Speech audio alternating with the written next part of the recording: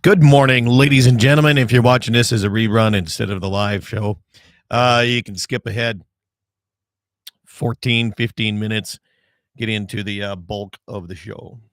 So there you have it. Hope everything went well for you this week. A little cool down in the weather here. Actually, really cool. Had some, not really snow, more like ice pellets coming down here this morning at the ranch. Morning, Waylon. Was your wife at the Boxers and Beer? I'm going to say fiasco on Thursday night. If she was, I did not get to see her. Unless that was her dancing on the tables. Pretty sure. She wasn't. All right. Scott Bulgy, good morning, buddy. How are things in the southern land?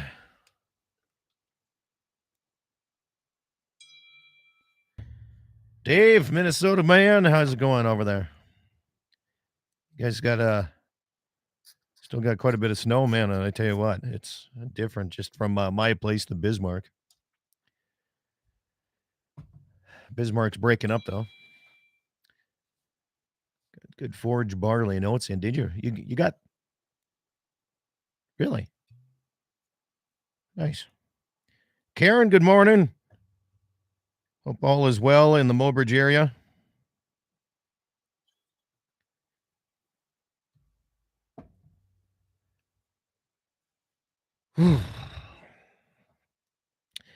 Cheers. Ivermectin Saturday.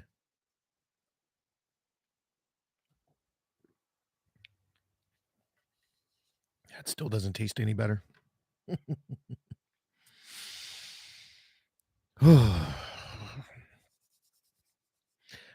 Say, Scott, when do you usually, if you put forage oats in or forage barley or whatever, when would that make good hay? About what would that be? Early August? I know it's when it goes into dough or whatever like that, but about when would that be? One shot cap. Good morning. Holy moly.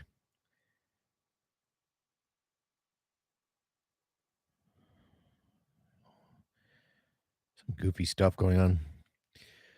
Morning, Eric. Good to have you along here this morning.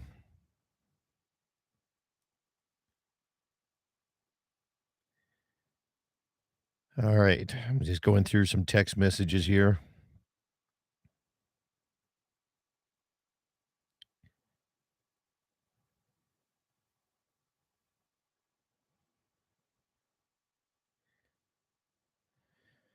Oh.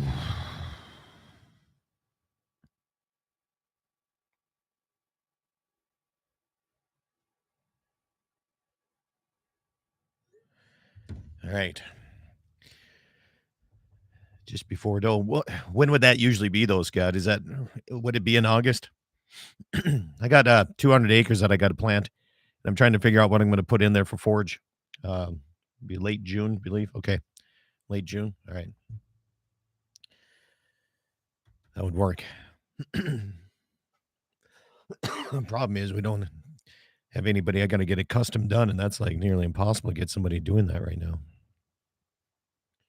August, yeah. All right. Let's see. What do I got going on here? No wild hog in Grand Forks area. That was a yes. If JP would have the time to run 75 miles with all his equipment up here to put in 200 acres. I got to find somebody that there's plenty of people with farm equipment. It's will they take the time to do it? That's the problem.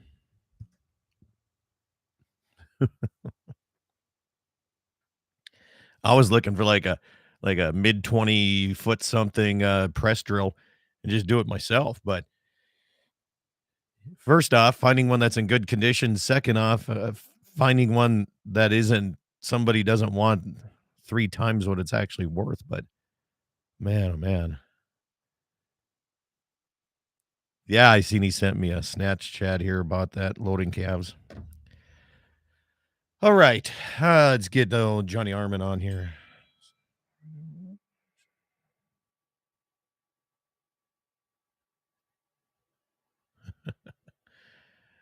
Get my phone line set up here.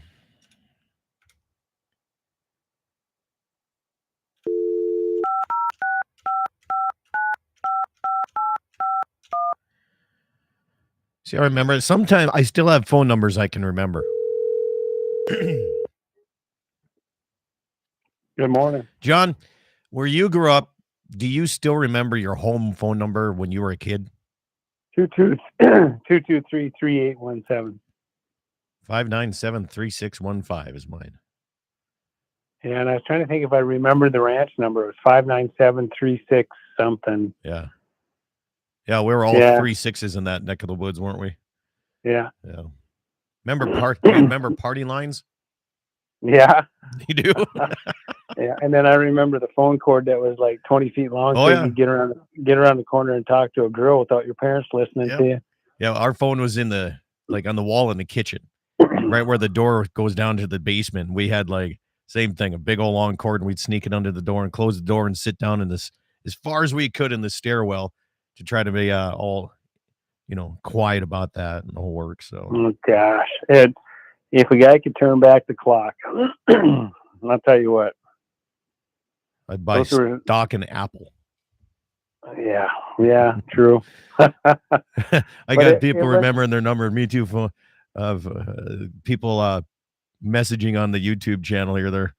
They're giving numbers. Do you remember the phone number when you were a kid? I remember everything as a kid. That was so much fun. I mean, life was just a lot simpler, that's for sure. And I think things were appreciated way more because you didn't have much, and it was like just riding your bike. Getting a bike that we had. I can remember getting the first Schwinn. We had the banana bars and the chopper handlebars. Yeah, banana seat. Yeah, oh yeah, oh yeah. Yeah, I don't. You look at back at. Was it simpler, or we worked harder. We have, I think, better conveniences today here. Stations. Before I forget, let's do a countdown here. 70000, 8 o'clock all across the board here coming up, or 7 o'clock, 8 o'clock Central Time here on Mark. But who remembers Jenny's phone number? 867-5309. 867-5309. Jenny, I've got your number. Eric down in the Pier area says we used to have a Pier Street address, a West Oneida phone number, and an Agar mailing address. Here's a question to you guys. Do you remember still having rural route, like rural route 3 addresses? And rural route 2. Yeah. We had a P.O. box in Raleigh when we grew up. We always had a P.O. box. We never had to do that. We never had mail carriers that would come out that way or sign up to do it anyway. Yeah, like I said, there are some conveniences now, but let me ask you this. Would you turn back the clock? That's a good question. On our world and the way we are and the way we've gone? That's a loaded question, John, because I would turn back because I miss my mom and dad. And I miss the family doing things together. But I wouldn't turn back things on the technology side. If my dad would see like me having a skid steer, having a bale bed on my pickup, things that make life simpler. You know what I mean? When you're actually out there doing some of this stuff and doing the work, I don't know. It's a 50-50 for me. Hell, who wouldn't want to be younger, right? But let me ask you this: how many fat ranchers and fat farmers did you know back in the day? 0. Okay, how many do you know now? Not many, man. I can honestly say in this area, not a whole hell of a lot. Yeah. Well, that's good. Yeah. I think it's just in general technology is good. There's no question, but with easiness comes laziness. And there's that old saying about hard times create good men, soft times create soft men, or so. I don't know. That's that whole thing, and there's a lot of truth to it because you look at right now. If we had to go to war right now, what do you think would happen to our country? Well, I heard a national story saying that the United States Army is the most out of shape that the Army has been in its history of being alive. Well, yeah, Isn't that and something to hear that? I mean, first off, who the hell would go and do this study? And yeah, I don't know. I was Yeah. yeah, I was watching Blue Bloods the other day, and that brought up the top. They had a topic where the gal ran up the stairs, and her partner was a man, couldn't make it up, and he came up, like 2 minutes behind her, huffing and puffing, and that's when they wanted to put in some kind of regulation. But of course, nowadays you can't do that because it's like gonna make somebody Hurt mad. somebody's feelings, I'm sure. Yeah, so think about this though, John. You look at, you were asking about how many farmers ranches overweight back then and now. Look at how many fitness centers there are popping up everywhere. Everything's about fitness. You Hmm. have a watch that keeps track of it. Your phones keep track of it. All of this stuff keeps track of it. You never had that back then. If you had a gym, like the old school gyms in like Bismarck, Mandan, or any of the bigger areas, they were like the big muscle bound dudes in there working out. Yep. Yep. Now you got these Planet Fitness, you got all these, you got everybody in there doing something. So I don't know. I mean, It's just I guarantee you. And again, I have the utmost respect for farmers and ranchers. I mean, it's not just them. It's everybody. I'm a school teacher. I guarantee you 70% of our kids are overweight. And I would say out of that 70%, half of them are on the obese side. yeah. It is sad when you look at our culture. And I think it's because of I've been reading a lot of stuff with my sister going through some stuff with cancer. It's like, it's Yeah. a lot of the processed foods, the heated oils, all the stuff that we're doing to this food we never used to do to it. Yeah. Jesse Flath made a comment here. He said it's all about your diet. And isn't that I mean, we're probably in a era of more processed foods, faster food. So how many dual income families remember? It used to be, somebody stayed home with the kids, right? Yeah. All right. Yep. And but here's on the farming ranching side of things. Maybe on the farming side a little bit more because they have the auto steers, and I get that because they have they're making farming more profitable because with today's technology they can Yep. control, overspray or overseeding or anything. It's more efficient. But they say, well, it's more efficient. We get more done. But are you taking the extra time you're saving to spend time with your family and going out and doing things? And Right. instead of that, I think some of them are actually building, going more and doing more and everything like that. Anyway, we're getting close to coming on here. We have people, here we go, blowing up here. We need to have like a 2-hour show, 1 hour of just the bullshitting with Scott and John, the other one that we can actually be PC and correct and come back here. So, There uh, you go. there's no shark attacks. Recruits have to be stress cards. Stress cards are for the recruits that get stressed out by the drill sergeant. Huh, wouldn't that have been something? All right. Welcome to my dad. So, well, hold on. Stand by. We got 15 seconds. Stations, 15 seconds to show time. Stand by. We're going quiet.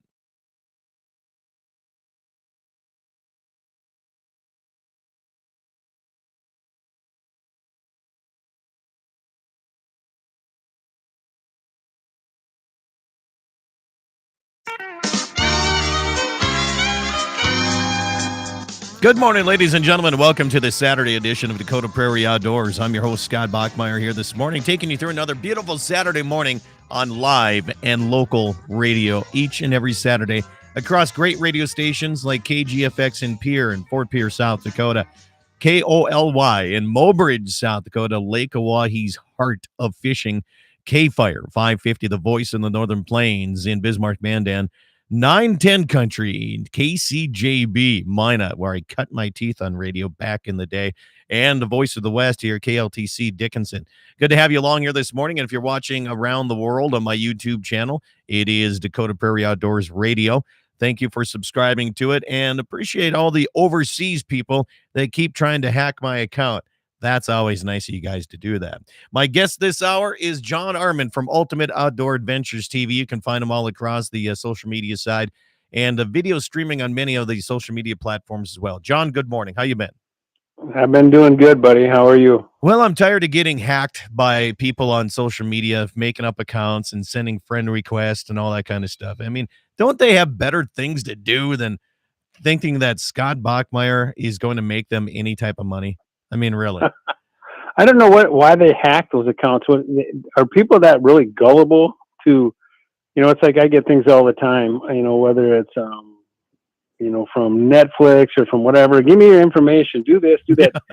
Do people really just give out their information, and they think that? I think some people do. I really do. I mean, and unfortunately, some of them get caught doing it.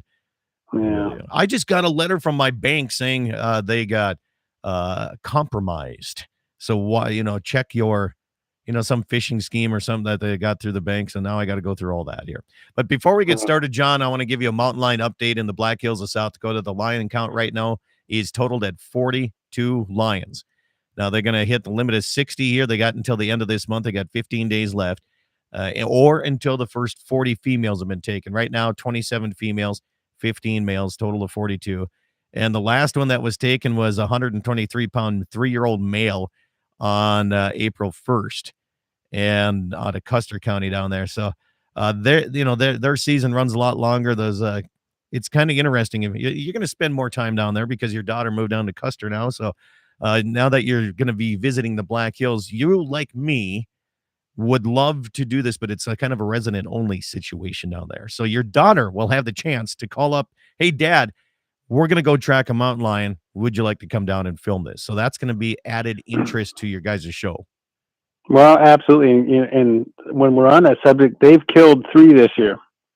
Her boyfriend, the family, really? The family has killed 3. And when you think about this, they're not using dogs. These kids are cutting tracks, and they're tracking them and then calling them and walking on them. And they have killed 3. Shelby was with them when they killed the last one. She would have been the one pulling the trigger, but her tag had not arrived. She bought it the day before, and it wasn't there, and you can't shoot. So the other friend of theirs that had the tag, they killed another cat. They haven't, and they haven't killed giants, but I say one of them was that one was a big female. She had been sitting on a kill. They got a pin drop to them in a location where there was a lion kill. Someone thought that was a big lion hunter, so they went out and sat on that and called in this big female, and they shot her. So Shelby was pretty jacked about it. She said it was pretty exciting. I can't imagine. I mean, I cut tracks up here at the ranch here I don't know. I suppose it's been in February. And, some of them pass through, some of them stay and play, but, it would just be nice just one time to be able to get on. But here's the thing is, I kind of want to get a mountain lion, but I don't really want to get it in my cows, where my cows are wintering. I have one cow that's she escaped it, but she's got some pretty good claw marks on her butt end. So, but they may come and go and they may stay, but the opportunity in South Dakota is a lot larger here with so much more cover in those Black Hills. So that's kind of cool. Yep. You're going to be spending a little time down there filming with your daughter and her soon-to-be new, husband. Yeah. We'll see about that. They're out turkey hunting right now. She killed a turkey yesterday. These guys they've been killing turkeys. They like to eat turkey, and they get a lot of tags down there. So they've been going hard, and they've been filming it. And again, it's called Chasing the Wild, and they do a YouTube channel, and it's pretty cool. It's way different than ours. Is that right? These are just kids that, and again, they're good at what they do. They're good hunters, and they're hardcore hunters. But their film is a little bit more of the on the run kind of stuff. So you're following a guy running with the camera all the time. It's not real cut and finish like ours is, but they've got an audience, and they're doing well. Is it called Chasing the Wild with Dusty Rhodes? Nope. I think it's the official Chasing the Wild. I think that's what they named it because there must have been other ones. Well, there's plenty. So I'm trying to Google it right now here. All right, there's Chasing the Wild. There's a different one. You actually got to go to the YouTube side of things, and you'll just Chasing the Wild and put in there, and it'll come up with the right one. Okay, good enough. I'm going to watch a little bit of that. You can tell them that they are open to come on the radio program here and give us a South Dakota take on some of that Black Hills hunting down that way. That'd be a lot of fun. Yeah, they're, like I said, a good group of kids. They all love like I said, their passion for hunting. And it's different than ours because we were raised to work first and then hunt. Yeah. Well, these kids are like working just so they can hunt. So they work hard and then they take off a bunch of time and they travel and they do the TAC events. So they're out on the road making connections. Yeah. Good family. And they happen to live right in the hills below the president. So pretty cool. Yeah. Yeah. It's amazing how many people, I mean, social media is making it easier for people that have the passion, and whether you're hunting or, I mean, you see farming videos, ranching videos, you see people putting fencing, different techniques of fencing, people, and they're making money doing social media full time, John. Why didn't you and I think about this? Or, well, I mean, probably over the step to do this, I guess, but maybe, Wow, it's crazy because I saw like two brothers and a grandma that they're huge in the farming. Really? And they kind of do parodies. I don't know what the names are, but they must be the Peterson farm family. Yeah, those guys are pretty funny. Yeah. So, and I think all these kids, and that's the thing about it, you have an opportunity. It's a double-edged sword because I think because everybody has a camera now, things are watered down. I always say YouTube is like being a street ball player, and you can be the world's greatest street ball player and actually make a heck of a living. Yeah. And then there's the guys that play the professional leagues that make a heck of a living, but it's just two different worlds. Even though both great ball players, it's just one is just a little bit more refined. It depends on what you want. And kids nowadays with YouTube and Instagram and all this stuff, there's people that make a lot of money doing it. Yeah, a lot of money. And unfortunately, some of the money that they're making, they're doing some pretty provocative stuff instead of educational things. But other than that, I guess. But no, and I was just looking at it the other day, and someone showed me a picture of someone, and I'm like, I am so proud of my daughter because there's never been a picture like that. And I just don't know what people think, but everything you look at now, it's all about that sex sells, and it's in the hunting industry. You can find it in the farming industry. You can find it in the ranching industry. People do it. They're getting paid for it. Man, if I was 20 years younger and 3 times better looking, John. Coming up your way, we're up against our first break. John Arman from Ultimate Outdoor Adventures TV is my guest. Open lines, too, if you have questions, comments, concerns. 888-932-5682 is the phone number. That's 888-9-DAKOTA. We're also live chatting. Text message is 701-425-6651. Plenty of questions coming in and comments. We'll get to those coming up next. Right here on Dakota Prairie Outdoors. Pfeiffer's Auction and Realty would like to invite you to their next equipment auction. Go to Pfeiffer's.com and check out the Door Farm Retirement Auction out of Kenmare, North Dakota, Tuesday, April 25th. The Weber online-only equipment auction in Cando, North Dakota on Thursday, May 4th. And on Friday, May 5th, the Eastern Montana Regional Equipment Auction out of Ekalaka, Montana. Tuesday, May 9th, the Blana Farm Retirement Equipment Auction in Kensal, North Dakota. For more information or to bid online, go to Pfeiffer's.com. Rockin' 7W has all the panels you need. Freestanding panels, windbreak panels, feeder panels, and the original Protester panel. If you don't know what that is, it's a sort panel that makes sorting calves from a cow a breeze. You can custom order sizes to fit your current operation, or you can start from scratch. Rockin' 7W also does trailer repair on any size trailers, mobile welding, and custom cattle hauling. Call Justin at Rockin' 7W at 701-206-1030. That's 701-206-1030. Rockin' 7W, the farmer and rancher's go-to guy.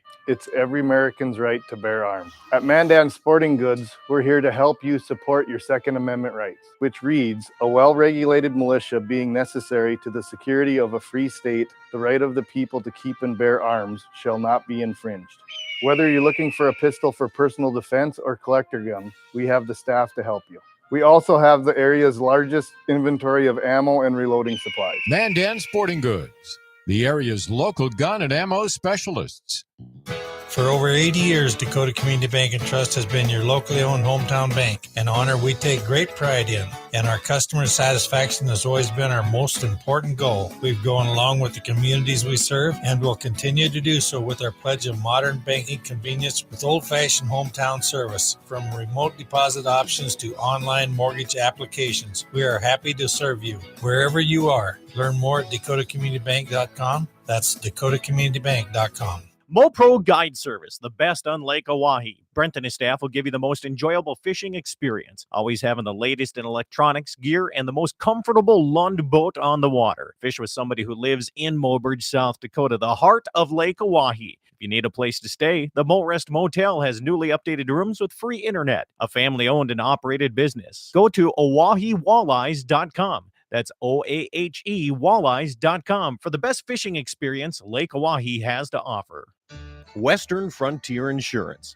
Agents that understand you, your needs, and the community. Whether you're looking for coverage on your farm, ranch, home, or auto, you can trust that Western Frontier Insurance will find you a combination of price and coverage that works for you. No fancy jingles, no talking boxes or animals, just good neighbors helping to keep you covered. Western Frontier Insurance. Offices in Hazen, Washburn, and Wilton.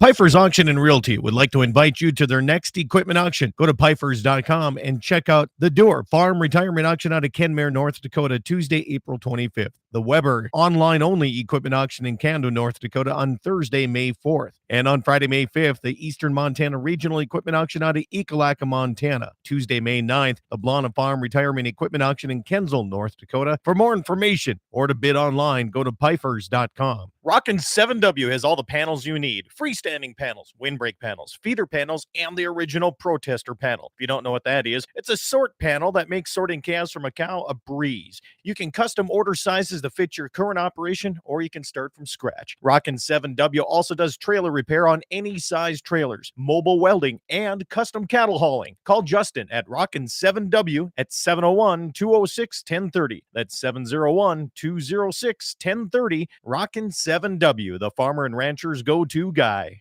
It's every American's right to bear arms. At Mandan Sporting Goods, we're here to help you support your Second Amendment rights, which reads, a well-regulated militia being necessary to the security of a free state, the right of the people to keep and bear arms shall not be infringed. Whether you're looking for a pistol for personal defense or collector gun, we have the staff to help you. We also have the area's largest inventory of ammo and reloading supplies. Mandan Sporting Goods, the area's local gun and ammo specialists. On that road, but don't you worry, one day I'll settle down. And when that time comes, I hope you're still around. I hope you're still around. I hope you're still around. Welcome back, everybody. This is the Dakota Prairie Outdoors Saturday edition. And if you're listening across the Dakota Territory and around the world on my YouTube channel, check out DakotaPrairieOutdoors.com. I do a daily show, short and sweet type of a little 5-minute program for all these radio stations. Have a little bit of fun doing that too. John Arman from Ultimate Outdoor Adventures TV is my guest. John, welcome back. And I got to throw this in there. I have to throw it in. Okay. Next, each for the last 3 years, the Bismarck Cancer Center has asked myself to do the live auction for their boxers and beer benefit to raise money to help with research, cancer research for the Cancer Center in Bismarck. And they have an event called Bucks for Bras, which I've only done a couple of those. Now Borrowed Bucks closed up, so I'm not sure what they're going to do with that. But the other side of the version is for the guy, I say it's for the guys. It's for research for the guys, but it's for the women. It's called Boxers and Beer. And that was Thursday night. I drove up to Bismarck, and I was the auctioneer for that. And we raised a record amount of money that night. Once again, each year we improve it. And it was a blast. And here's the thing. They had 30 different male models come out, doing boxers, so that's what they're wearing. They probably have some other, costume type effects on. And they have the first guy out, John, the very first guy out, just got open heart surgery like 4 or 5 or 6 weeks before this. 70 years old, came out there, he was one of the top selling guys. Oh, wow. That's awesome. Yeah, it's just a lot of fun and it's good stuff. So I got a message from Sharifer Red Angus. He said that Jesse Flath offered to model in boxers and beers for next year. So if any other guys from the Bismarck Cancer Center is listening, we have at least 2 models now, because the other guy that showed up to help with it, he said I would have done that if I would have realized that it would have been this much fun. So, so that's all ready to go. So now if, the Ultimate Outdoors guys want to come up there and do a little, help out locally, I think you should think about that. I don't know about that, buddy. Come on. I'd love to auction off. You could do the hunting package. Yeah. So, all right. So we got to clarify the air here from this week's craziness that was going on social media. You ready for this? Yep. The pig that was shot in eastern North Dakota that the social media blew up is a wild boar that somebody protect themselves. It has now been proven it was a domesticated hog that got out from a pig farm. Yeah. Did you see that? Go figure. Yeah, I saw something about it, but like I said, I've heard it in the past. It's always about like these big, huge Godzilla pigs are taking over the world, and we're afraid that they're going to get here. And I know that they used to raise them up in Canada, and I think that's where I think we had one years ago. They got shot, but we surely don't want them here. I think it's not a matter of if they ever come. I think it's a matter of when. Yeah, I really do. And I mean, you've been in the southern parts of the states and seen what the damage these feral hogs can do. And it is absolutely crazy. The only thing that really gets me about the rules and regulations is where you and I live in our hunting districts, we're not supposed to shoot them. If we actually see a wild boar, like if I seen there's no pig farmers for a long time around me. And they don't look like, I've seen wild hogs and there's a different stature to them. Definitely a different look to them. And if I'd see one of those in my place and if I'd shoot it, I'd get in trouble. I don't think that's right. No, I don't. I'm not sure. What law is that, through the Game and Fish or through? Yes, sir. Yep. I have no idea. Unless it's like trying to attack you or your livestock, I'm sure. But I'm sure they'd investigate it, as rightfully so. Yeah, I don't know. Like I said, who knows? Yeah. I guess it's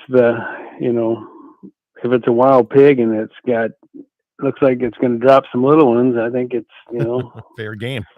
The 3 S's. Well, I don't even know about that anymore. I've so many coyotes out here right now that you can, I'm not kidding you, man. They'll take a 5-year-old calf or a 5-day-old calf right now, and they'll have it demolished within an hour of checking cows, going back to get more bales and come back, and it's just gone.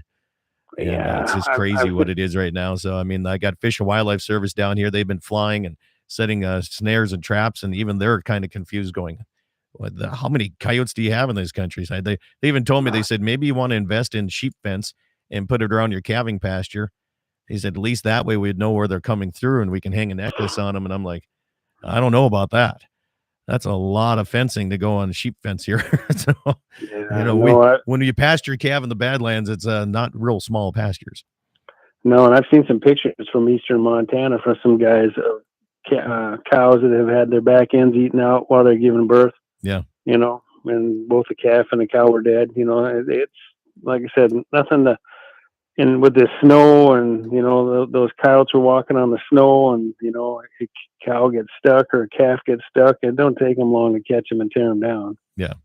No, not at all. Not at all. Yeah, they're light-footed on that snow, and I've been sinking down to my waist in some of these draws. Now, we don't have nearly the snow that a lot of folks do on the eastern side, and right now I've also got flooding updates. The Heart River, Wayne says, is very close to going over its banks right now. And I seen that on the Cannonball River, the Little Missouri, not so much. That's kind of settled down now, but there's a lot of water coming down the Missouri River here, heading that way. Yeah, I'm going to try to get down the ranch today and see. We haven't been able to, even with the payloader last week, I'm trying to get in. We couldn't push all the snow. Really?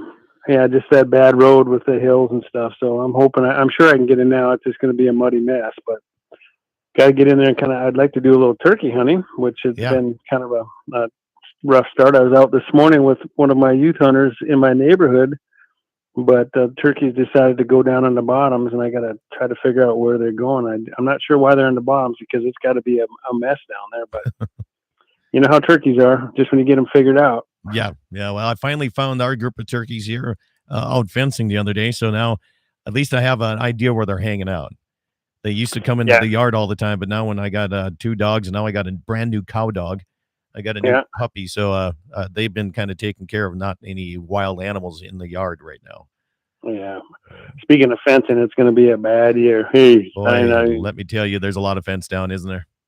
Oh, just right here in town, I've got busted wires and stuff. I got, like I said, it's going to be probably a project that I will be doing this week. Yeah. Well, turkey season in full swing in both North and South Dakota, and I guess have you heard anybody having good luck out there? Well, like I said, the kids down in South Dakota have been doing okay, but when we went down like to the Black Hills, once you get to I would say Belfield and start headed south, I mean, the snow just starts dissipating. You got the Bowman, down in Buffalo country down there, there was none of the dams were frozen anymore. They were all unthawed.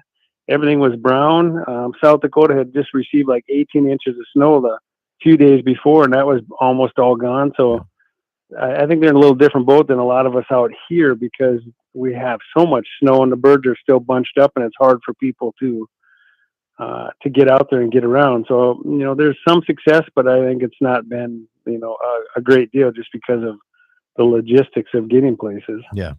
Yeah. It's crazy how much snow has dropped in some places and then melted right away. And then you get other areas. I was at that auction in Hettinger the other day, and the guy from eastern South Dakota said, there's no room for any of us to do anything. He said, we won't be farming for probably another month. And you got some people, some folks in South Dakota just messaged me. They already had forage barley and their oats is already in the ground. So it all depends on what area you're in. Yes, it's crazy. I mean, like I said, same state. I mean, 300 miles away, you go and it's totally different.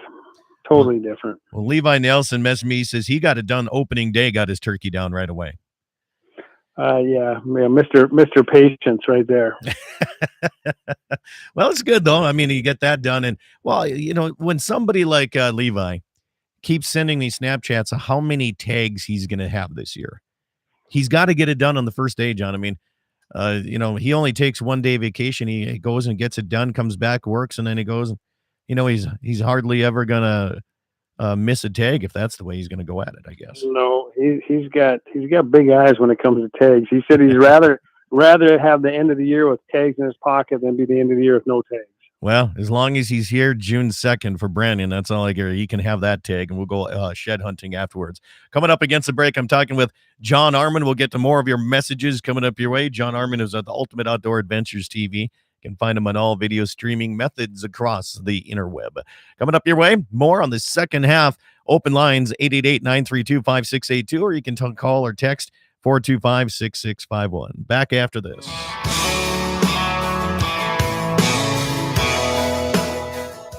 Pfeiffer's Auction and Realty would like to invite you to their next equipment auction. Go to Pfeiffer's.com and check out the Door Farm Retirement Auction out of Kenmare, North Dakota, Tuesday, April 25th. The Weber online-only equipment auction in Cando, North Dakota on Thursday, May 4th. And on Friday, May 5th, the Eastern Montana Regional Equipment Auction out of Ekalaka, Montana. Tuesday, May 9th, the Blana Farm Retirement Equipment Auction in Kensal, North Dakota. For more information or to bid online, go to Pfeiffer's.com. Rockin' 7W has all the panels you need. Freestanding panels, windbreak panels, feeder panels, and the original protester panel. If you don't know what that is, it's a sort panel that makes sorting calves from a cow a breeze. You can custom order sizes to fit your current operation, or you can start from scratch. Rockin' 7W also does trailer repair on any size trailers, mobile welding, and custom cattle hauling. Call Justin at Rockin' 7W at 701-206-1030. That's 701-206-1030. Rockin' 7W, the farmer and rancher's go-to guy. It's every American's right to bear arms. At Mandan Sporting Goods, we're here to help you support your Second Amendment rights, which reads, a well-regulated militia being necessary to the security of a free state, the right of the people to keep and bear arms shall not be infringed. Whether you're looking for a pistol for personal defense or collector gun, we have the staff to help you. We also have the area's largest inventory of ammo and reloading supplies. Mandan Sporting Goods, the area's local gun and ammo specialists. For over 80 years, Dakota Community Bank and Trust has been your locally owned hometown bank, an honor we take great pride in. And our customer satisfaction has always been our most important goal. We've gone along with the communities we serve and will continue to do so with our pledge of modern banking convenience with old-fashioned hometown service. From remote deposit options to online mortgage applications, we are happy to serve you wherever you are. Learn more at dakotacommunitybank.com That's dakotacommunitybank.com. MoPro Guide Service, the best on Lake Oahe. Brent and his staff will give you the most enjoyable fishing experience, always having the latest in electronics, gear, and the most comfortable Lund boat on the water. Fish with somebody who lives in Mobridge, South Dakota, the heart of Lake Oahe. If you need a place to stay, the Morest Motel has newly updated rooms with free internet, a family-owned and operated business. Go to OaheWalleyes.com. That's OAHE Walleyes.com for the best fishing experience Lake Oahe has to offer. Western Frontier Insurance. Agents that understand you, your needs, and the community. Whether you're looking for coverage on your farm, ranch, home, or auto, you can trust that Western Frontier Insurance will find you a combination of price and coverage that works for you. No fancy jingles, no talking boxes or animals, just good neighbors helping to keep you covered. Western Frontier Insurance. Offices in Hazen, Washburn, and Wilton.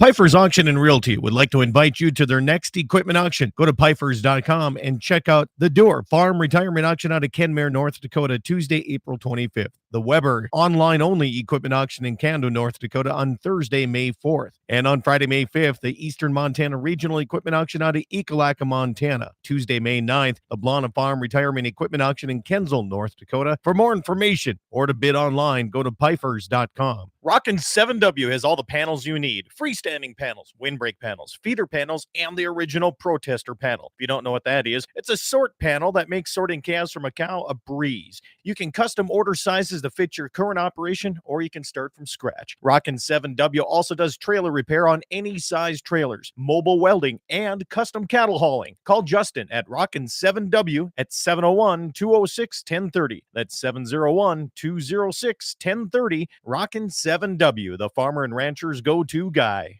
It's every American's right to bear arms. At Mandan Sporting Goods, we're here to help you support your Second Amendment rights, which reads, a well-regulated militia being necessary to the security of a free state, the right of the people to keep and bear arms shall not be infringed. Whether you're looking for a pistol for personal defense or collector gun, we have the staff to help you. We also have the area's largest inventory of ammo and reloading supplies. Mandan Sporting Goods, the area's local gun and ammo specialists. On that road,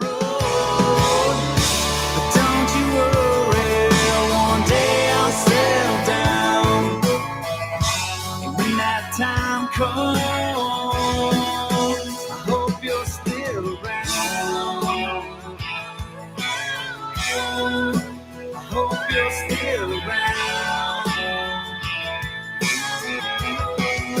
I hope you're still around. Welcome back, everybody. It's Dakota Prairie Outdoors Saturday edition. I'm Scott Bachmeier. Good to be along with you. And I hope your day is going well. A little bit on the chilly side and very damp up here in the Badlands, North Dakota here. Coming up in the area, let's see here. The Silence at the Range. Dakota Rifle Company is giving a free suppressed shooting event Saturday, May 20th at the Slope Area Rifle and Pistol Club at Manning, North Dakota. And another one Sunday, May 21st at Southwest Shooting Club in Bowman, North Dakota. This is a fun shooting event. You can try out a variety of suppressed firearms provided by Dakota Rifle, or you could also bring your personal suppressed firearm as well. And you can test out your suppressor against many different brands, or if you just want to come out and have a little fun shooting, absolutely free. I think it's a great idea to, at least if you've always thought that a silencer is going to make your gun super silent, it's a suppressor. So if you're ever questioning it, here's a great time to come and check it out, and it's free of charge. John Arman from Ultimate Outdoor Adventures TV is my guest. John, once I went with a suppressed rifle, I never want to go back to unsuppressed ever again. I hear you. I just shot the other day, and it's just like I was the only one down at the range, and honestly didn't have to wear my earpiece or anything like that. I mean, I was shooting a 6.5, and absolutely love it. Yeah. I would be the same way. I would never go back. And you said one time it just makes hunting and shooting much more civilized. Absolutely. And it's easier on the wild game too. I mean, you can shoot a deer and the rest of the group of deer might, they might jump a little bit, look around, and then they'll go back to eating right away. So no, do you have to carry any paperwork on you because you have a suppressor? It's a good question. I think you need to have be able to prove that it's in your name. Whether or not you got to carry it with you in your vehicle or anything, I would think that you probably would if you're traveling to different areas, but Uh-huh. for everything I do is here locally. So, uh, yeah, I think you're supposed to be able to have. Now, you can also get that online and keep it on your phone, which I Yep. recommend doing. Or if you have the paperwork, take a picture of it and keep a photo of it on your phone. I think Right. that's the easiest way. Yeah, because I got to make sure, because I know that between Shelby and I, she's part of the trust, and Yeah. I'm on to say, Brandon told me that you didn't have to have stuff, but again, I gave it to Shelby, and I have it too. But she's able to, because she's in that trust. It's just like owning it, so she can have it without me being there. Yes. Yeah, a lot of people say you don't need to, but if it's just have a picture of it, like Jamie says, have a picture of your silence on your docs, on your phone, on your documents. It's the easiest way to go. Now, very quickly, we were talking turkey. Eric down in South Dakota said, my sister-in-law had a wild turkey fly into her second-story window inside Pierre city limits the other day. So they're dive bombing us. I think it's those Russian turkeys.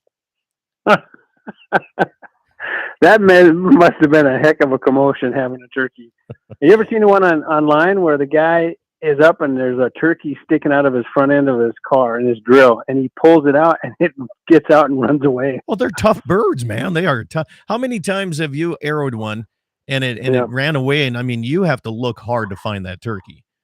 They are tough. Now, would you like a turkey story from my in-laws? Yes. Okay. So my mother and father-in-law live down in the bottom of a draw, beautiful place down there because it's out of the wind most of the time. And my mother-in-law loves wild animals. And, she takes the table scraps out sometimes if there's peelings or potato peelings or whatever, and she throws them out there. And, some deer come in and they'll nibble on it. And she just loves watching these wild animals come in front of her deck and she can watch them. And then some wild turkeys are coming through. Well, that one year I said, hey, can I come down and just pluck one of these? I'll, set up and take one of your wild turkeys. She's like, no. She says, not, I'd like to see them here. And then a couple days later, I get a call, and it was cold day.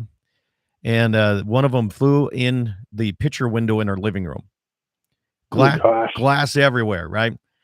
So we went down and we boarded it up and the whole works and cleaned up the glass, put boards, and kind of made it so it's like, we'll just keep it like this until it gets warm enough to put a new window in. And it was like, I was like, now can I come down and shoot a turkey? She says, nah, that was just an accident. It was like a week later, another one flew into her bedroom window.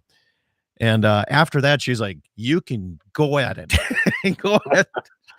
So, and unfortunately, you only get one turkey tag. So, yeah, I've had them come up when I'm working in the shop, and they'll strut in front of my storm door because they can see the reflection. Oh, yeah. And then the one bugger started hammering on it, and I had to get up, and it's like he couldn't see me, and I had to run at the door to get him out of there because I thought he was going to break that storm door. They're crazy animals, man. I tell you that. But yeah, that's what's going on. So turkey season, people got to remember, man, John, have I been getting calls of people getting elk tags? So if you're listening and you have an elk tag, my list is filled up for right now. So I am filled up right now. But man, everybody's getting them but me. What's up? Yeah. I know a couple guys that got moose tags, which is what I was hoping for, but they got nothing there. So we shall see. Like I said, it's always interesting because you start to see the wheels turning on guys, and hopefully they're starting to do their homework right away. Like you said, calling and getting things lined up, so it's not right before the season. Because most people are pretty good about helping on those big game. Well, I had a call from a gentleman on eastern side of the state yesterday when I was driving home, and he told me who he was. He's like, look, he says, I know this is an out of the blue call for you, and this is who I am. This is what I do on this side of the state. And he says, I understand and whatever you say. He said, but I got drawn for a tag. And I said, well, here's what I'd like to do to help you out. I said, but, and I said, I appreciate the first thing I said, I appreciate you calling me before September 1st. And that's one of the big things. If you're going to make those contacts, try to make those contacts early because I think they came out with the drawing here. They made this drawing so much earlier this year to let people know. Usually it's in June, I think they let people know if you got a elk tag or not. But, man, this was right away, right after the final day of being able to put in for the application. So that was really nice. But anyway, yeah, A lot of elk tags out there this year. I don't know anybody who's gotten a moose. Bighorn is going to be drawn here after a little while, and we'll see. I'm still hoping, John, maybe I can get a bighorn tag. Gosh, it would be nice. I'm hoping to get drawn from Montana this year. We'll see. Yeah. They were supposed to draw on Friday, but complications, so I think it's Monday. So we'll see what happens there. Complications. Yeah, I always say that. It's like it kills me how when there's extra tags left over, whether it's our state agency or someone else's, and there can't be that many people trying to get extra tags. Maybe a few thousand. And the system always goes down. Yeah. I mean, it always goes down. You would think that they would be able to build something to handle it, but yeah, that's one thing about technology. Well, they can control the technology too. I think they should use the electronic voting style things that we use to select presidents, because it seems like that always favors one side or the other. maybe I'd have a chance, John. There you go. You just got to know someone to put that voting machine together. Exactly. All it does is you go in there, hack it a little bit, and all you need is the IP address. So, all right, coming up your way. What's the new season, Ultimate Outdoor Adventures TV here? What do we got going on? Well, fortunate. We finally are going back across the border to Canada to bear hunt this spring. Shelby and I are going to be going up there. Excited about that. So what do you do to prepare for bear hunting? I mean, how is this? Is it something that you set out some bait in those cans, or how do you do that? Well, the unfortunate or fortunate thing, however you want to look at it, is when you go to Canada and most, places up there, you have to go with an outfitter. So we have an outfitter we go with, and he gets the baits going and sets up the trail cameras and for us. Once we get up there, we try to do as much as we can legally. We got to follow the rules, but we like to get out there and help them bait, help check trail cameras, do all that stuff, set our stands, do all that kind of stuff. So we're part of the hunt, because I'm one of those guys that even when I use an outfitter, when we have to, I like to do as much as possible. So for preparation for us, it's just packing. We're trying to figure out, I think I'm going to be a little redneck this year, but I'm going to take my Ranger and I'm going to hook my boat behind it, and I'm going to pull that up on a fifth wheel and haul that up, because the road we have to travel for bear hunting is absolutely insane. And with a Ranger or a quad, it's 10 times easier on your body, but we also got to bring the boat up there for fishing. So I was thinking that shouldn't be a problem. I'm thinking the old Tundra should be able to make it with a fifth wheel trailer behind there and pull them both up there. And the rest of it's just packing your stuff, making sure you have the right clothing, because you never know what the weather's going to be, and pack a few groceries, because most of the time you're hopefully eating fish. Yeah. Well, one of those things that's on my bucket list. I wish bear season wasn't during calving season. Yeah. That's always the tough thing on that. Yeah. Quick question comes in, says, hey, if you're doing all this here, ask John if his show is still on the Midco channel. It is not on Midco. Midco made some changes. That was always a bonus run for us, and we weren't getting charged. And they started charging people, and it just, at my time in our career, it just wasn't worth the money they wanted for it. So I apologize to people. They can find us online. I'm putting most of the stuff on YouTube, and then also on kotvchannel.com, which is a streaming service, and it's also on Roku, where they run our show live on Saturdays and Sundays, I think, and then you can find it streaming there also. Absolutely. You can stick with the rural telcos, rural like Beck and Consolidated and Golden West, like down in South Dakota. Call up those guys, John. I think it'd be worth your time. And I need to find the ones in South Dakota, because like Beck, I tried. They just didn't. There wasn't any interest, and I was thinking, that's the one thing Midco did I thought was very smart of them, is that they weren't charging guys, and they had an afternoon of hunting and fishing shows that went along with their sports. And I would think some of these other local stations would want to do something like that would kind of hit home for the people around them. So, well, I can get you in touch with all the local ones around North and South Dakota. I just because it would be on the board. Yeah, because you think about it, you could do a kind of a syndicate and just throw them out there, and it'd be one of those deals. I would make people a deal.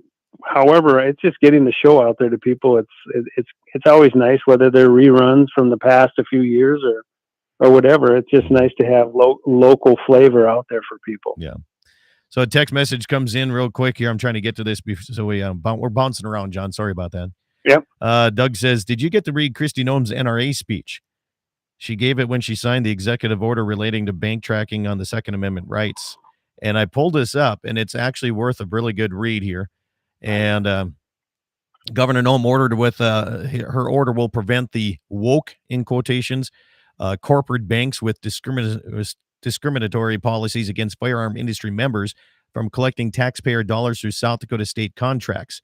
So simply put here, South Dakotans will choose to do business with those companies that do not discriminate based on an industry that these corporate banks may not like or which will disagree with their intentions. So once again, I think, this whole woke society type thing, we've seen that with the Bud Light thing in the last week and a half. So it's getting out of control, John. I mean, whatever happened to just, doing the right thing here? I don't know, and it's sad. It's sad because when you think about it, so we were just talking about the auction you had.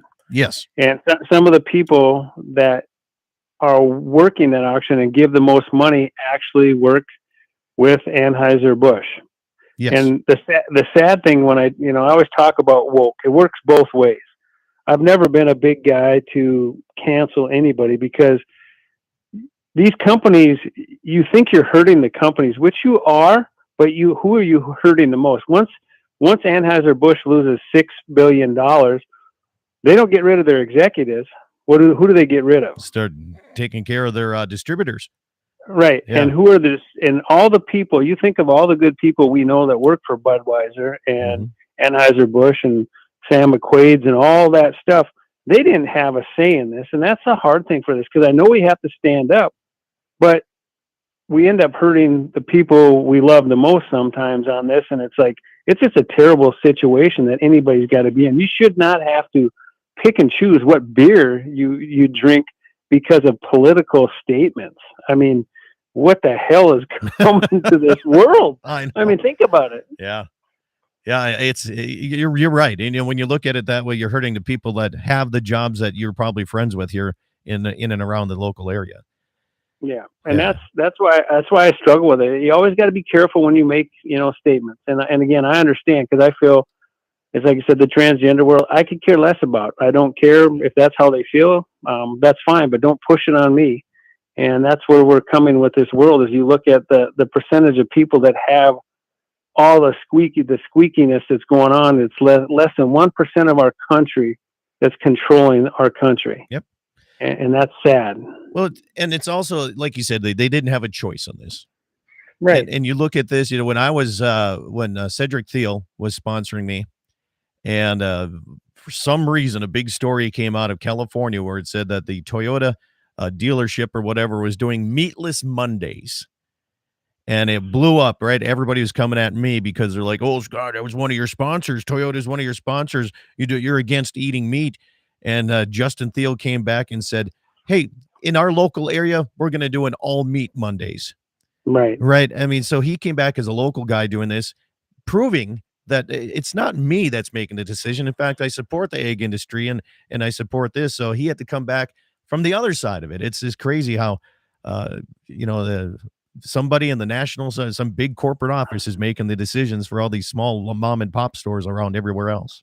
Yeah, and that's where I think people have to be careful of is that the national organizations may speak, but it's not for the small guys, and it's not for our guys. If Justin Thiel was doing No Meat Monday, well, then we would not be driving a Toyota. But we know Justin, and he's a big hunter, and he supports our community and all that. So you take care of the people that take care of you. It starts at the local level, and it's no different in the farming, ranching industry.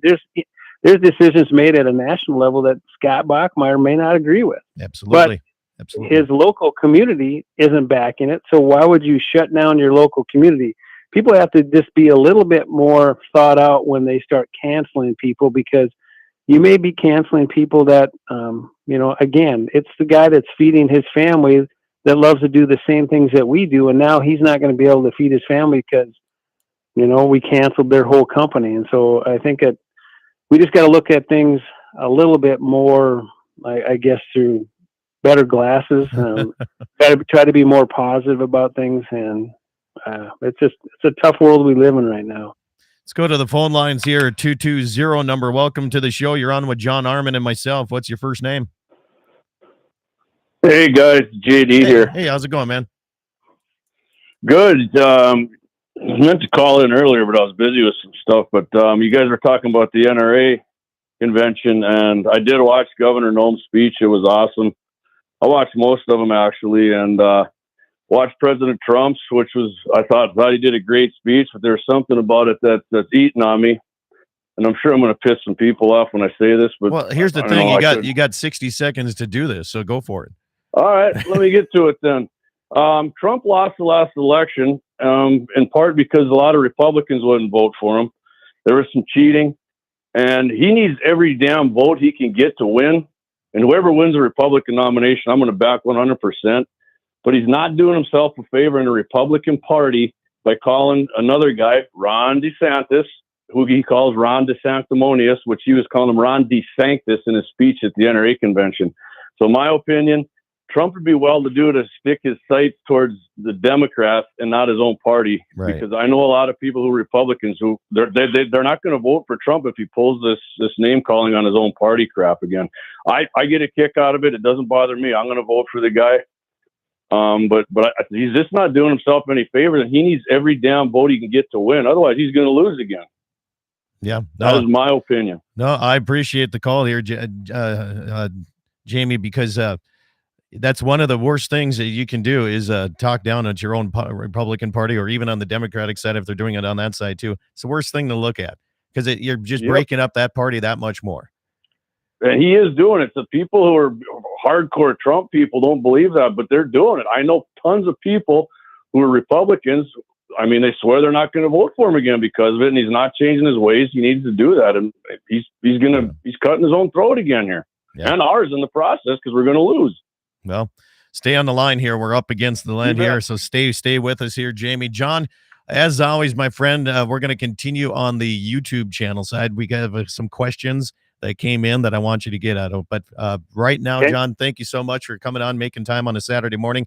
One of the very few live shows besides, Dan Cashman coming up too. So we're one of the only live shows on the Saturday and the weekends anymore. So I appreciate that. Thanks for coming on. John Arman, you can find him at Ultimate Outdoor Adventures TV. I'm Scott Bachmeyer. Make sure to check out DakotaPrairieOutdoors.com and thank all of these radio stations right here. Eat some meat, drink some milk. Have yourself a good day.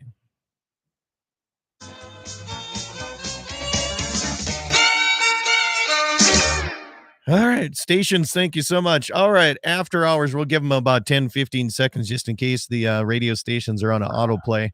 They don't get into this next session here. So, John, your take on Jamie's speech on Trump giving the speech.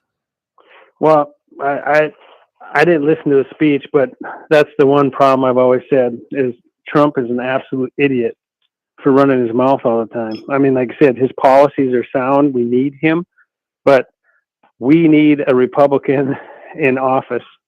And people, like I said, like Jamie said, I'm not going to vote for a Democrat. It'd have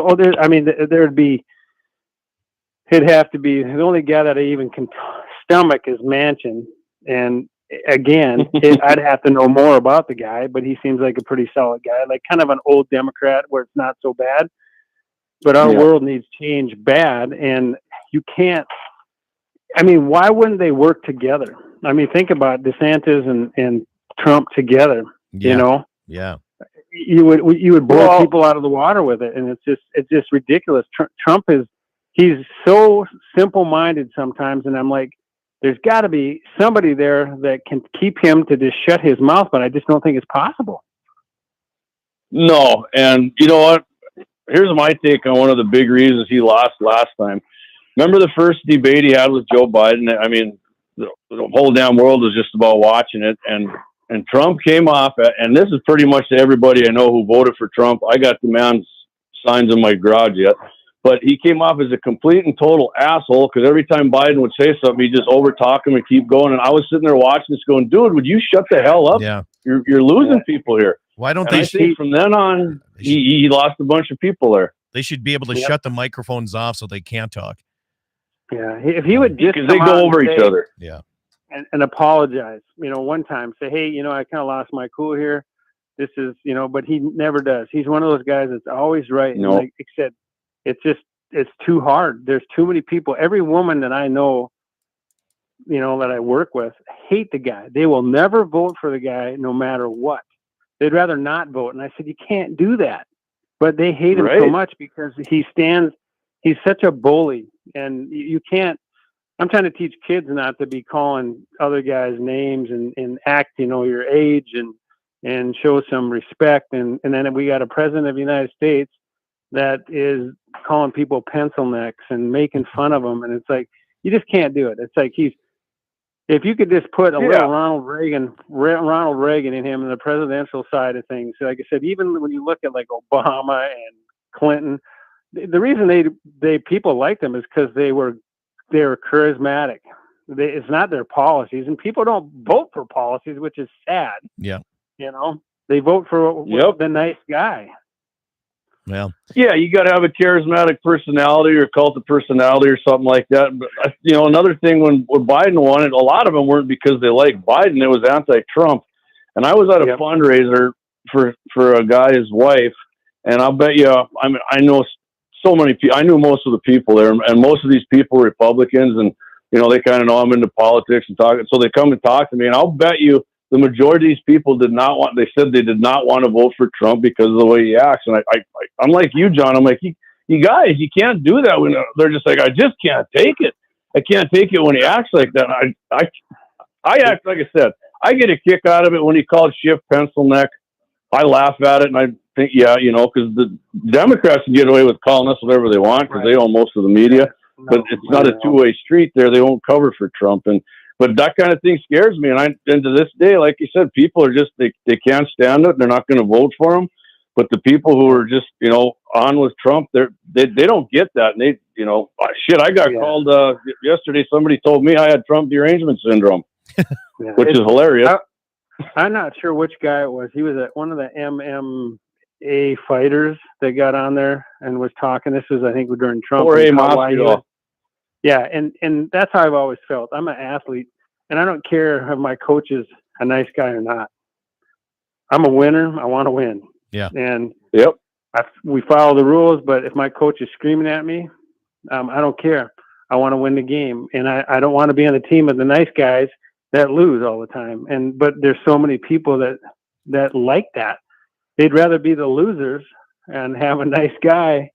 There's a big majority of people out there that don't care.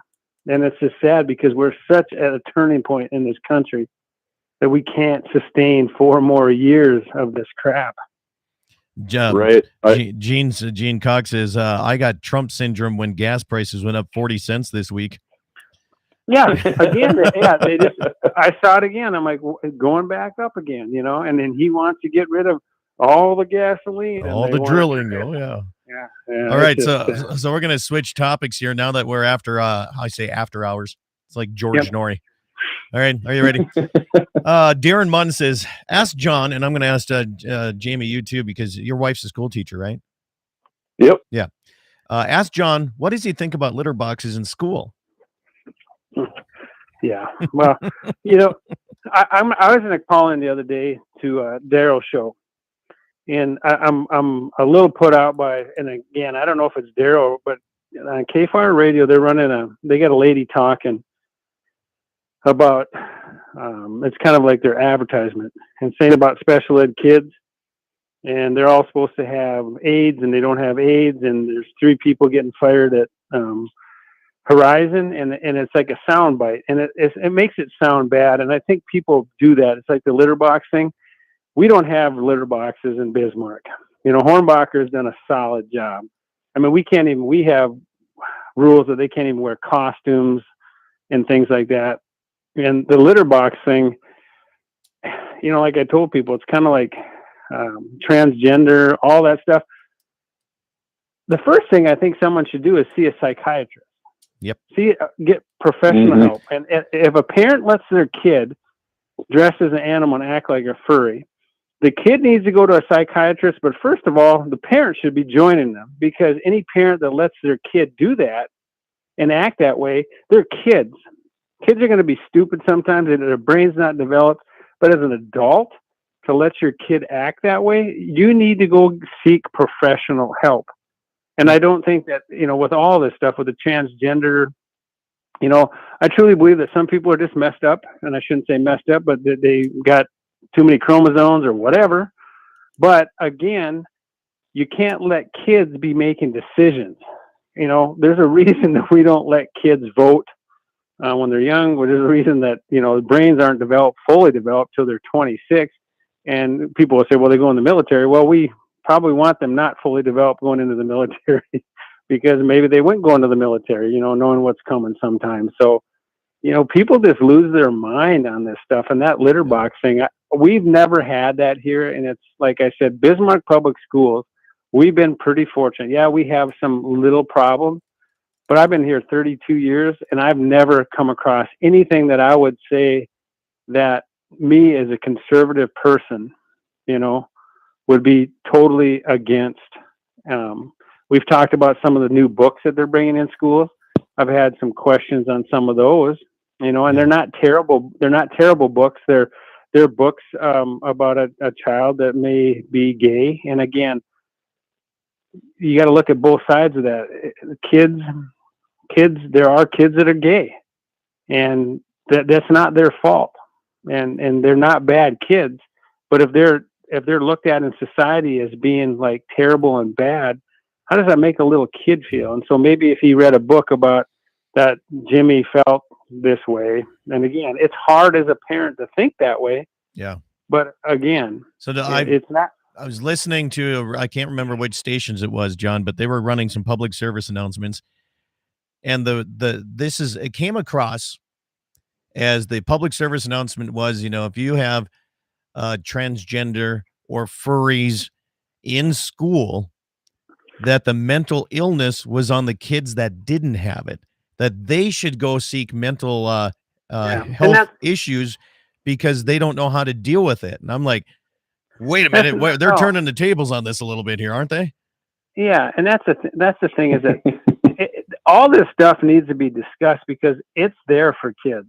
And remember, the worst thing that we had to worry about when we were kids is the birds and the bees. Well, now there's this, with social media and everything. Oh, yeah. It's all out there. So you really have to have conversations with your kids. And again, there are people that are homophobic. And again, it's one of those deals that I always tell people, I said, I'm a school teacher. I could pick out kids that are going to be gay because of the way they are. It's not, they didn't choose to be that way. They are made that way, no matter how you see it. I mean, it's just part of life, and it's tough on those kids. And I see those kids go through things. It's just being accepted. But don't wear it on your sleeve. Don't expect, like I watched the freaking guy from Canada joining the gay parade. And again, if you want to have a gay parade, that's fine, but act like normal human beings, not dressed up in freaky outfits, scaring kids and scaring. You know what I'm saying? It's like, it would be no different than having a heterosexual parade and dressing up and doing a bunch of, crazy things. It's like but if there's a heterosexual parade, that parade would probably get shut down because that's that you can't do that. I know, and that's the it'd be thing. bigoted in their eyes for sure. Yeah, exactly. Right, and that's what I was saying is that it's the 1%ers that are controlling, because they're the ones that scream. When you think about it, when that swimmer, that gal, went to talk and they tried to beat her and hit her because she. Oh, they did. They had her locked in a room for 3 hours for her safety because they were gonna beat the shit out of her. And again, that's I'm one of those guys that we have no accountability anymore. And I am so old school when it comes to that. When I was a kid, if you would have mouthed off to someone and called them an effer, and he was 16 and you were 12, guess what? You got popped in the mouth. Yep. And I'd have come home and my dad would have said, you know what? Maybe shut your mouth next time. Well, what's that Mike Tyson said? The internet has made people. I can't remember what he said because they don't get punched in the face for saying something right along those lines. Which he's right. But it is. so There's the litter no box accountability. thing, Okay, but the litter box thing, but like you're going to ask me, I'll make it quick on this. my wife's definitely not an outspoken person. She's always, but so I know what her views are. She's not. She definitely wouldn't be for litter boxes in schools, and quite honestly, almost every teacher I know, whether they're Republican or the Democrats, they're not for that in this town for sure. In Bismarck, I'm not saying nationwide, but Bismarck's. I mean, I hear that on the radio and people say that, I've actually had a conversation with Daryl. I said, when you say that about teachers, you blanket state them. I go, you're actually making some teachers in this town mad, because not all teachers are leftist freaks, especially in Bismarck, And when the litter box thing came out, I am friends with some VPs, and they told me, hey, that's not true. We don't have litter boxes in schools. So trust me, that's not true. And that's the thing, is that when they talked about the special ed thing too, is I'm a special ed teacher, your wife's a special ed teacher. Our goal is to have kids independent. We have lots of kids that don't have aides with them, because they're just a little slow, and we want them to be independent in life. And so we may have an aide with them just for a few minutes a day, a few hours a day. Yes, we have some kids that are severely multi-handicapped that have 24/7 services that we do have them with. And again, that people got to, we take these sound bites and we take little things at a time, and people just run with them. mm-hmm. And again, it's a common sense thing. Talk to somebody that knows, something about it. Call Jason Hornbacher. I mean, he'd get on the radio and say, there's no litter boxes. He don't accept. I mean, it's like, Got a text that says the needs of the many outweigh the needs of the few. Yes. So. Yeah. And again, to me, it's like, it's all about common sense. I was telling kids the other day, we were talking about, it was brought up about slavery and something like that. I said, you know what, kids? I said, here's the deal. Because someone was talking about what happened to Native Americans. And I said, yes, it happened. I said, but do you understand that? I said, that's the way humans are. I said, we are the most cruel beings of anybody, because we have a brain and we think. And I said, every culture has been built on top of another culture. Slavery was not just African Americans. And where did the slaves come? They came from Africa, and they were sold by Africans.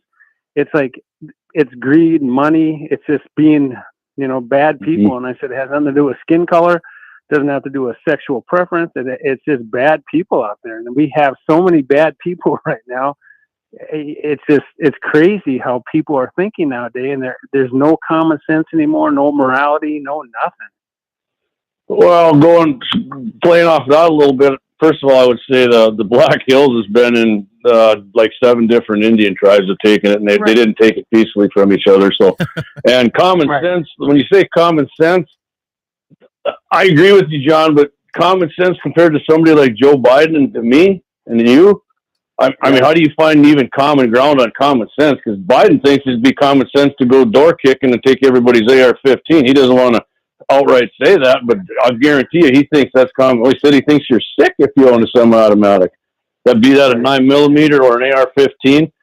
I guarantee you it's every semi-automatic, anything with detachable magazine. In their minds, that's common sense that you shouldn't own those. So, and they talk about mental health and red flag laws, and who makes the rules for that? Because I asked the Democrat this. I said, okay, let's make rules on mental illness. I said, Trump gets to make those rules. Well, not Trump. And I said, okay, well, that's the way I think about Joe Biden. Now what? Now what are we going to do? Yeah. Well, and again, it is sad. But again, if you boil it down to, when you talk about common sense, it's like they want to take all the guns away, but everyone that they have around them has a gun that protects them. Yeah. And that's me, your common sense is common sense to me. His common sense is insanity to me. And again, I'm one of those guys, and I'm pro gun, but I do believe in background checks, and I do believe that certain people shouldn't own guns because of their mental instability. And again, common sense with these parents, with these kids, how does a kid have ARs in his basement and the parent has no idea about it? And the kid's been in and out of psych units. It's like, those are things that shouldn't happen, but yeah, I'll tell you right now, if my kid was in that situation, all of my guns would be locked up with a key or in my safe. And there'd be no doubt about that. Yeah. It's like I said, It's just sad. Like I said, that's why when Scott at the beginning, when I said, you want to turn back the clocks? Yeah, I do. Mhm. I do, because we were carrying guns to school and no one was getting shot. Exactly. Well, John and Scott, think of it this way. When I started high school in 1986, you could buy full automatics without a background check. You could buy a full auto. You could buy an M16. You could buy a Mac 10, AK-4, whatever you want. It was full auto. We didn't have school shootings, and so I mean, it's a culture problem for sure. Well, you know what I mean? And why wasn't there school shootings then? Right, and again, when you look at everything, look at the homelessness, everything, drugs, alcohol, and mental illness. Every one of them, it's all combined. Mm-hmm. That's why we have people crapping on the streets, killing people, doing things. It's all, and no one talks about mental illness. No. Why do we have homeless? Why there should be the $70 billion we're sending to Ukraine and stuff. Why don't you use some of that to build some hospitals and to get these people help and get these people off the streets and make it mandatory where you don't pay them to be on the streets doing drugs? But that wouldn't fit their objective here. And think about this, though. You guys missed one. Social media. So all the reports you hear about whether it's a school shooting or this person going in and shooting this up or this up, they always say, and he was filming it live on his social media channel. Yeah. It's becoming like a thing to do. Mm-hmm. I think the mental illness is our first step, but who is going to choose who's got the mental illness or not? People could look at me and say, well, I don't know, Scott, you take a shot of ivermectin every Saturday morning. I think you're mentally ill. Yep. Right. I mean, who's going to choose this? Who's going to pick that? Yeah, I can't.